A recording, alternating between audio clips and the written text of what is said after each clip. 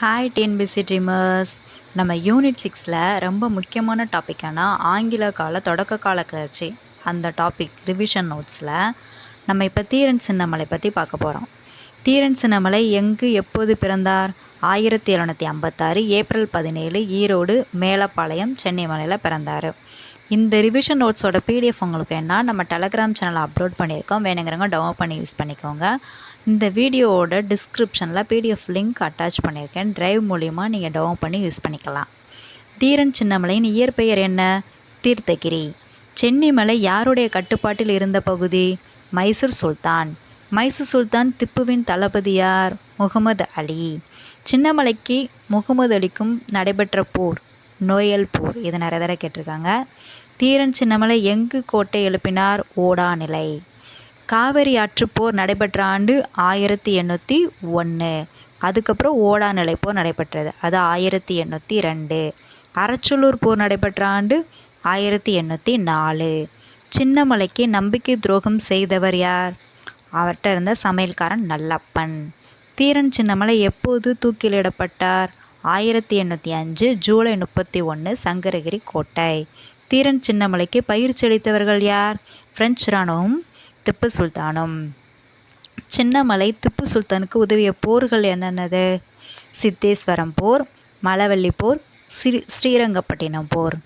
ஓகேவா? இந்த இதில் தவறான கூற்று என்னதுன்னு பார்த்தீங்கன்னா 3வது மட்டும்தான். 1802 மேக்ஸ்வெல் என்ற தளபதி தீரன் சின்னமலை தோற்கடித்தார். அது நம்மளுக்கு தப்பு. நெக்ஸ்ட்டு வேலூர் கழகம். வேலூர் கழகம் நடைபெற்ற ஆண்டு ஜூலை 1806. வேலூர் கழகத்தின் போது சென்னை ஆளுநராக இருந்தவர் யார்? வில்லியம் பெண்டிங் பிரபு. திப்புவின் குடும்பத்தினர் எங்கு சிறை வைக்கப்பட்டனர்? வேலூர் கோட்டை. வேலூர் புரட்சிக்கு தூண்டுகோலாய் அமைந்த புதிய இராணுவ விதிமுறைகளை வெளியிட்டவர் யார்னா தலைமை தளபதி சர் ஜான் டாக். இந்த புரட்சிக்கான உடனடி காரணம் எது அப்படின்னு பார்த்தீங்கன்னா அக்யூ அறிமுகப்படுத்திய தலைப்பாகை, அந்த இதுதான் அதுக்குரிய காரணம். படை வீரர்களோட எதிர்ப்பு வந்துச்சு. அதில் எந்த அணி தொப்பி அணியை மறுத்தனர்? அது எப்போது? 4ஆம் ரெஜிமெண்ட் அண்ட் 2ஆம் ரெஜிமெண்ட். எப்போதுனா 1806 மே 4. 1806 ஜூலை 9 இரவு பார்வை பொறுப்பு வகித்த இந்திய அதிகாரி யாருன்னு பார்த்தீங்கன்னா ஜாமோதர் ஷேக் காசிம். ஜமாலுதீன் என்பவர் யார்? திப்புவின் மகன். கோட்டையை 8 நாள் கட்டுப்பாட்டில் வையுங்கள், 10,000 வீரர்கள் வருவார்கள் என்றவர் யார்? ஜமாலுதீன். அதுக்கப்புறம் புரட்சி ரொம்ப பெருசாகிறது. ஸோ எப்போ வெடிக்க துவங்கியது? 1806 ஜூலை 10. ஸோ இதுக்குரிய காரணம் என்னென்ன அமைஞ்சுன்னு பார்த்தீங்கன்னா சிப்பாய்கள் சமய குறியீடு நெற்றியில் இருந்துச்சு. அதுக்கப்புறம் அணிவதற்கும் தாடி வைத்துக் கொள்வதற்கு தடை வைக்கப்பட்டதோடு வட்ட வடிவிலான தோல் தொப்பிகள் அணிமாறு கட்டாயப்படுத்தப்பட்டது. இதெல்லாம் தான் நம்மளுக்கு அந்த புரட்சி ஏற்பதற்கான காரணங்கள். ஸோ நீங்கள் அதை ஒரு கதை மாதிரி படிச்சிங்கன்னா உங்களுக்கு நல்லா ஞாபகம் இருக்கும். வேலூர் புரட்சியை தொடங்கியவர்கள் யாருன்னு பார்த்தீங்கன்னா வேலூர் கோட்டையிலிருந்து 23ஆம் படைப்பிரிவு இந்திய சிப்பாய்கள், அவங்க தான் ஃபஸ்ட்டு ஸ்டார்ட் பண்ணியிருப்பாங்க. முதல்ல கொல்லப்பட்டவங்க யாருன்னு பார்த்தீங்கன்னா கர்னல் பேக்ரோட். அதுக்கப்புறம் 23 படைப்பிரிவை சார்ந்த கர்னல் மெக்ராஸ், அவரும் கொல்லப்பட்டிருப்பாங்க. ஸோ வேலூர் கோட்டைக்கு வெளியே இருந்தவர் யாருன்னு பார்த்தீங்கன்னா மேஜர் ஆம்ஸ்ட்ராங். வேலூர் புரட்சியில் கொல்லப்பட்ட பிற அதிகாரிகள்னா major Armstrong, lieutenant Ely, lieutenant Popham. Vellore புரட்சியில் மொத்தமாக கொல்லப்பட்ட அதிகாரிகள் எத்தனை பேர்னா 13 பேர். பலியான ஆங்கில சிப்பாய்கள் 82. ஸோ அதுக்கப்புறம் கோட்டையை கைப்பற்றாங்க. வேலூர் கோட்டையின் புதிய மன்னராக புரட்சிக்காரர்களால் அறிவிக்கப்பட்டவர் யார்? திப்புவின் மகன் பக்தே ஹைதர்.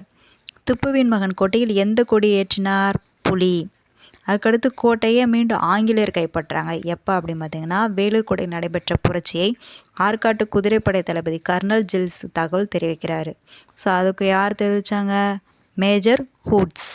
அவர் மூலயமா தகவல் அங்கே போயிடும். அடுத்து கில்லஸ்பி யாருடன் வேலூர் நோக்கி விரைந்தார்னா கேப்டன் யங் கேண்டி. வேலூர் கோட்டையில் கில்லஸ்பி மிகவும் கொடூரமாக நடந்து கொண்டதாக கூறியவர் யார்னா ஜே பிளாக் சிகிஸ்டன். புரட்சியின் முடிவில் திப்புவின் மகன்கள் எங்கு அனுப்பப்பட்டனர்? கொல்கத்தா. வேலூர் புரட்சி அடக்கியவர் கர்னல் ஜில்லஸ்பி. வேலூர் புரட்சி அடக்கியதற்காக கர்னல் ஜில்லஸ்பிக்கு எவ்வளவு வெகுமதி அளிக்கப்பட்டதுன்னா 7,000 பக்கோடாக்கள்.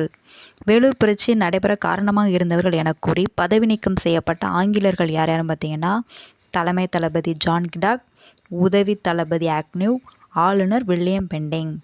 வேலூர் புரட்சி தோல்வியடைந்ததற்கான காரணம் என்னது? வெளியிலேருந்து எந்த ஹெல்ப்புமே வரல. கிளர்ச்சியில் சிறப்பாக செயல்பட்ட படை வீரர் யாருன்னா 23வது படைப்பிரிவு, ஷேக் ஆடம், ஷேக் ஹமது, ஷேக் காஷிம் இவங்க. வேலூர் புரட்சி எதிரொலித்த இடம் எங்கெங்க பார்த்தீங்கன்னா, பெல்லாரி, வாலாஜாதாபாத், பெங்களூர், நந்திதுர்க்கம், சங்கரிதுர்க்கம் இங்கே எல்லாமே.